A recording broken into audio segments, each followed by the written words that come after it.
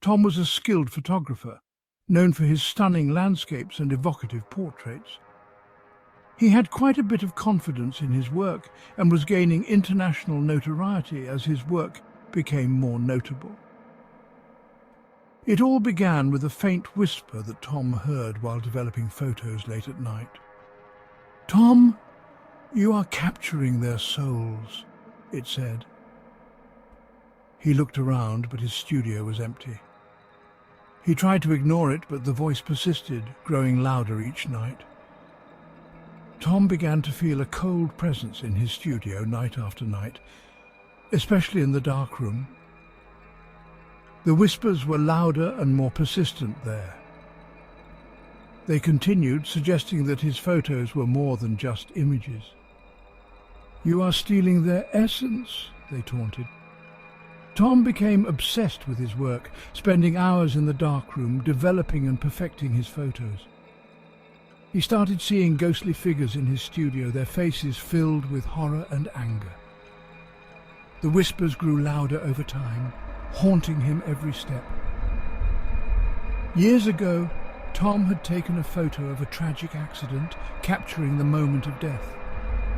The memory of that image had always haunted him, but now it seemed to blend with his current fears, making him question his art and his sanity. Is it possible that he captured the moment of death for an innocent individual, thus trapping his soul on film?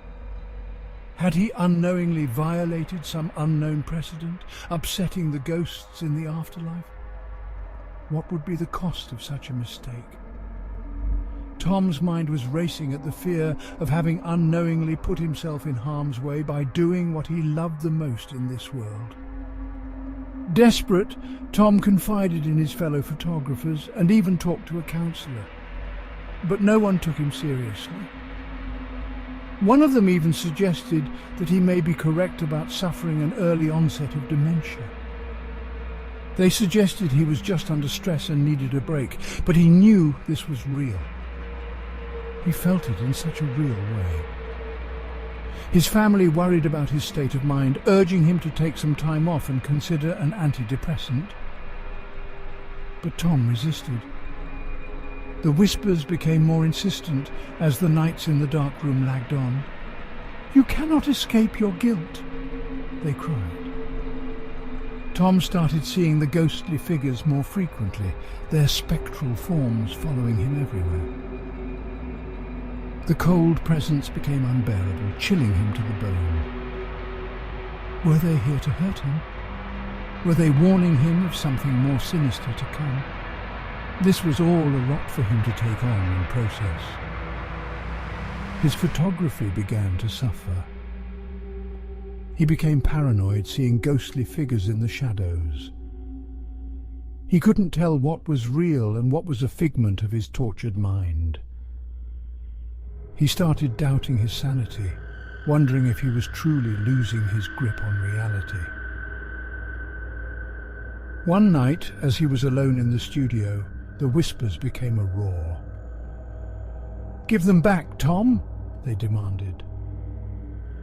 He saw the ghost of the victim from the accident he had photographed, his face twisted in rage. Tom screamed, but he was alone. There was no one to help. Tom ran out of the studio, desperate to escape the voice and the ghosts. He drove recklessly down the interstate in an effort to get home, tears streaming down his face. He locked himself in his closet and fell to his knees, begging for it to stop. Just as he was about to give in to despair, his room filled with a blinding light. The whispers turned into a furious hiss. "You cannot escape us," they roared. Tom felt a warm presence envelop him, pushing the darkness away. All went silent. His heart rate began to slow, and his breathing steadily became more normal. But out of nowhere, seemingly like a tornado from hell, it was back in a raging fury. The voices now seemed to yell in teams, as if they were one united choir. "Tom, you will not steal this soul from us. You will release it, Oregon. We will destroy you."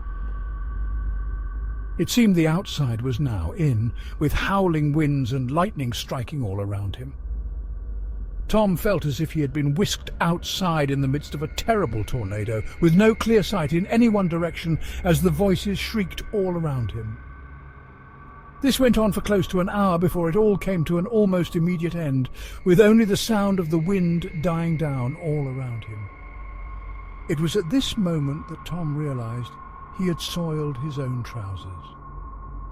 But this was the least of his concerns at this point. He knew what he had to do. Tom didn't wait.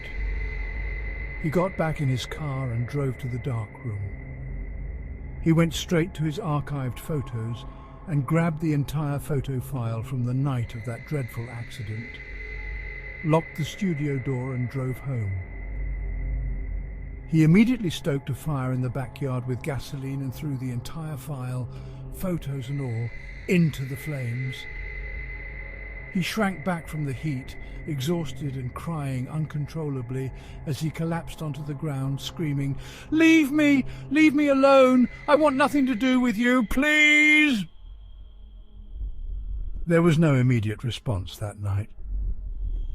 Tom took a long hot shower and crawled into bed, feeling like he just ran a marathon, and passed out immediately.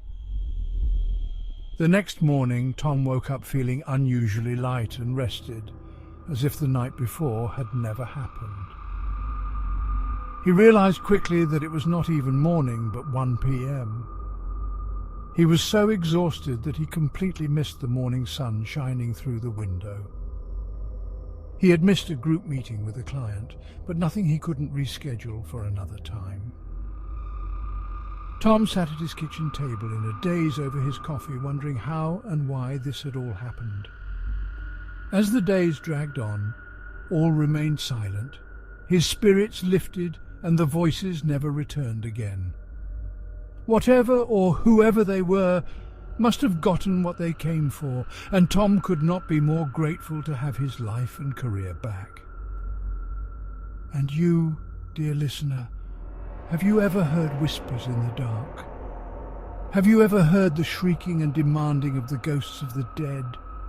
For your sake, I hope you never do. If you enjoyed this story, please subscribe and follow us for more.